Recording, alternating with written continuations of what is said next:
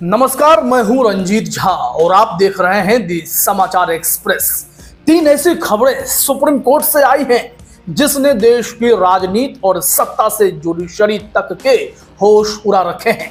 पहली खबर जो सीजेआई गवई ने खुद ही दे दी है, कड़क अल्टीमेट वार्निंग, वो भी सीधे मनमानी करने वाली सरकारों को, फिर चाहे वह मोदी सत्ता हो या फिर अलग अलग राज्यों का शासन ही क्यों ना हो।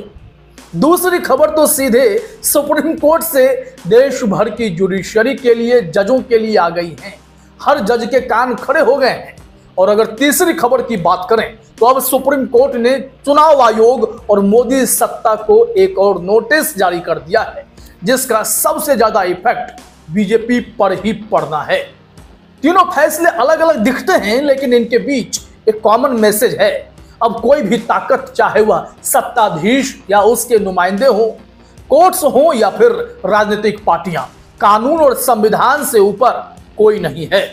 तो चलिए सिलसिलेवार ढंग से आपको पूरी रिपोर्ट बताते हैं। सबसे पहला मसला सीजेआई गवई के कड़क तेवर का। दरअसल प्रेसिडेंशियल रेफरेंस की सुनवाई में सीजेआई गवई ने सरकार को सीधी और दमदार वार्निंग दे दी, जो सबसे ज्यादा गूंज रही है। सुप्रीम कोर्ट में प्रेसिडेंशियल रेफरेंस पर सुनवाई चल रही थी। मुद्दा यह था कि अगर कोई लोकतांत्रिक अंग यानी संसद, विधानमंडल, गवर्नर या राष्ट्रपति अपना काम नहीं करता तो क्या सुप्रीम कोर्ट हाथ पर हाथ धरे बैठा रहेगा? सीजेआई गवई की अगुवाई वाली बेंच ने साफ कहा, कानून से ऊपर कोई नहीं है और अगर कोई कॉन्स्टिट्यूशनल अथॉरिटी अपने दायित्व को टाल रही है, फिर चाहे वह कितने भी ऊंचे पद पर ही क्यों न हो, उसे कानून की गरिमा बनाए रखनी होगी। और अगर हदें पार करेंगे तो सुप्रीम कोर्ट चुप नहीं बैठ सकता, हम दखल देते ही रहेंगे। यह सीधा संदेश है। गवर्नर चाहे कितने भी ताकतवर क्यों ना हो, विधानसभा से पास हुए बिलों को महीनों लटका दें तो अदालत दखल देगी। यह सीधा वार है उन गवर्नरों पर जिन पर अक्सर आरोप लगते हैं कि केंद्र सरकार के इशारों पर वे राज्यों में बिल रोके रखते हैं। सोचिए, जब सीजेआई खुद कहे कि न्यायालय हाथ पर हाथ धरे नहीं बैठ सकता, तो यह संदेश सिर्फ गवर्नरों को नहीं बल्कि मोदी, शाह जैसे शीर्ष नेताओं को भी जाता है। यानी सुप्रीम कोर्ट अब यह क्लियर कर रहा है कि संवैधानिक प्रक्रिया से खिलवाड़ करने की इजाजत किसी को नहीं मिलेगी। इस टिप्पणी ने मोदी, शाह की टेंशन इसलिए बढ़ाई है क्योंकि अगर सुप्रीम कोर्ट इस मुद्दे पर सक्रिय हो गया तो यह सीधे तौर पर केंद्र सरकार की रणनीति पर ही वार माना जाएगा। अब आते हैं दूसरी बड़ी खबर पर। यह दूसरी खबर आम से खास लोगों तक जुड़ी है। अनावश्यक तौर पर नेता, मंत्री या आम आदमी को लंबे समय तक जेल में रखने के खेल पर सुप्रीम कोर्ट ने बड़ा फैसला ले लिया है। देश भर की अदालतों और वहां बैठे जजों को सुप्रीम कोर्ट के जस्टिस पारदीवाला और जस्टिस आर महादेवन ने बड़ा निर्देश जारी कर दिया है। सुप्रीम कोर्ट ने कहा कि बेल और एंटीसिपेटरी बेल जैसे मामलों को अदालतें सालों तक लटकाती नहीं रह सकती।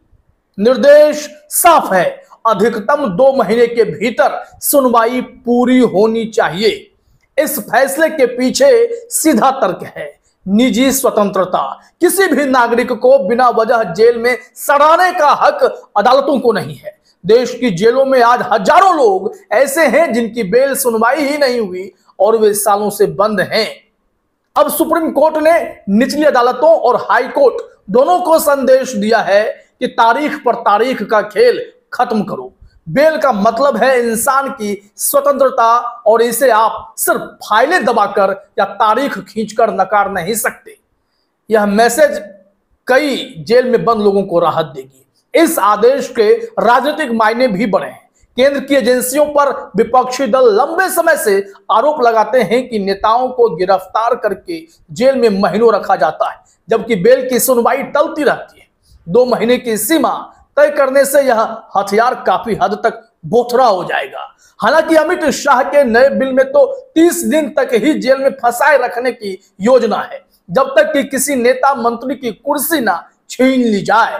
फिर मामला तो नेताओं पर वैसे ही ढीला पड़ जाएगा, लेकिन आम लोगों के लिए कम से कम अदालत का यह फैसला राहत लेकर जरूर आया है।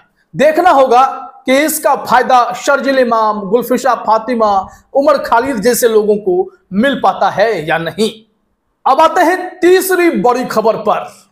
सुप्रीम कोर्ट में जस्टिस सूर्यकांत और जस्टिस बागची ने एक पीआईएल पर सुनवाई करते हुए केंद्र और चुनाव आयोग को नोटिस जारी किया। बिना सुप्रीम कोर्ट के ऑर्डर के एक कदम भी ढंग से नहीं चलने वाले चुनाव आयोग से कहा गया है, राजनीतिक दलों के भीतर फैली दुर्गंध को साफ करो। कैसे करोगे यह भी बताओ। चुनावी पारदर्शिता खत्म करने और भाजपाई सत्ता के आगे नतमस्तक होने का आरोप झेल रहे सीईसी ज्ञानेश कुमार कैसे और क्या जवाब देंगे। सबसे ज्यादा इधर उधर के बेनामी फंड इकट्ठा कर सरकारें गिराने वाली भाजपा को भी इस नोटिस ने बेचैन किया है। बेंच ने साफ कहा, केंद्र और ईसीआई बताएं कि आप राजनीतिक दलों को रेगुलेट करने के लिए क्या कदम उठा रहे हैं। ब्लैक मनी का खेल, आपराधिक लिंक और आंतरिक लोकतंत्र की कमी सबसे बड़ी समस्या है। सुप्रीम कोर्ट ने नोटिस जारी कर इस पर 4 हफ्तों में जवाब मांगा है। साथ ही यह भी कहा है कि सभी राष्ट्रीय दलों को इस केस में पार्टी बनाया जाए ताकि जो भी फैसला हो उसका सीधा असर उन पर पड़े। यहां राष्ट्रीय ही नहीं क्षेत्रीय दल भी जवाबदेह बनेंगे। यह कदम चुनावी राजनीति की जड़ों को हिला सकता है। याद कीजिए, हाल ही में सुप्रीम कोर्ट ने चुनावी बॉन्ड योजना को रद्द किया था, जिससे कॉरपोरेट चंदे का सबसे बड़ा रास्ता बंद हुआ। अब अगर राजनीतिक दलों की आंतरिक व्यवस्था और फंडिंग पर सख्त नियम बनते हैं तो ब्लैक मनी और अंधेरे में चलने वाला चुनावी खेल भी खत्म हो सकता है। यह सीधा वार है भारतीय राजनीति की उस व्यवस्था पर जिसमें सत्ता पाने के लिए बेहिसाब पैसा बहाया जाता है। भाजपा ही नहीं, कांग्रेस और बाकी दलों को भी अब जवाब देना होगा कि उनकी फंडिंग कितनी पारदर्शी है। वैसे तो इलेक्टोरल बॉन्ड ने यह खुलासा कर दिया था कि बीजेपी ने इसका जमकर फायदा उठाया, कई कंपनियों का शोषण किया जांच एजेंसियों के दम पर। लेकिन अब चुनाव आयोग इस मामले को कैसे डील करेगा, सुप्रीम कोर्ट जानना चाहता है। फिर वह कोई बड़ा ऑर्डर भी पारित कर सकता है। अगर तीनों घटनाओं को जोड़कर देखें तो तस्वीर साफ हो जाती है। सीजेआई गवई का बयान सीधे तौर पर सत्ताधीशों के लिए कड़ी चेतावनी है, या तो सुधर जाओ नहीं तो सुधार देंगे। बेल पर सुप्रीम कोर्ट का राष्ट्रव्यापी निर्देश हाईकोर्ट से निचली अदालतों तक को टाइट कर रहा है और एजेंसियों के दुरुपयोग को रोक भी तो सकता है ताकि बेल पर खेल बंद हो जाए। ईसीआई पर नोटिस राजनीतिक दलों के ब्लैक मनी नेटवर्क को भी उजागर कर सकता है अगर चुनाव आयोग ईमानदारी से काम करे। तीनों घटनाएं एक ही दिशा में इशारा करती हैं कि सुप्रीम कोर्ट अब सिस्टम को झकझोरने के मूड में है। अब समझिए कि मोदी शाह के होश इन तीनों केस से कैसे उड़ गए हैं, क्योंकि तीनों मोर्चे पर सीधे उनकी ताकत को चुनौती दी जा रही है। गवर्नर विवाद में केंद्र का दखल सवालों के घेरे में आया। बेल सुनवाई पर टाइम लिमिट ने एजेंसियों की गिरफ्तारी वाली राजनीति को झटका दिया और राजनीतिक दलों पर नोटिस ने भाजपा की सबसे बड़ी चुनावी फंडिंग मशीनरी को कटघरे में खड़ा कर दिया, क्योंकि सबसे ज्यादा पैसे के दम पर विधायकों को तोड़ने का खेल तो भाजपा ही कर रही है। इन फैसलों का असर आने वाले महीनों में और साफ दिखेगा, लेकिन इतना तय है कि सुप्रीम कोर्ट ने एक संदेश दे दिया है, चाहे सत्ता कितनी भी मजबूत क्यों ना हो, संविधान और कानून उससे बड़ा है और जो इसे नहीं मानेगा उसके लिए कोर्ट खड़ा है, उसका हिसाब कर देगा। यह सिर्फ 3 खबरें नहीं है, यह 3 चेतावनियां हैं गवर्नरों के लिए, देश भर की अदालतों में बैठे जजों के लिए और राजनीतिक दलों के लिए भी। तो अब देखिए, सुप्रीम कोर्ट अब ऐसे मामले में आदेश और निर्देश तो जारी कर रहा है, लेकिन इसका जमीन पर, धरातल पर कितना बड़ा असर दिखाई पड़ता है, समय का इंतजार तो करना पड़ेगा। फिलहाल इस वीडियो में इतना ही। आप तमाम साथियों का हमसे जुड़ने के लिए बहुत बहुत धन्यवाद, शुक्रिया।